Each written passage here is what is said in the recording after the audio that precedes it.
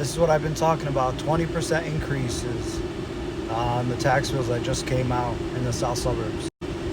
This is a piece by CBS Channel 2 where they interviewed Maria Pappas, the Cook County Treasurer, and she was saying unless people get up in arms, she doesn't see anything changing anytime soon.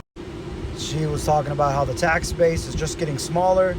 If your neighbor is moving out, that means more and more of the tax base burden is going to shift on you. So out of 10 homes, if 2 people leave, well, all that taxes that they was going to collect on those 2 homes are just going to shift on 8. And it's just getting worse and worse as more people move out of these areas.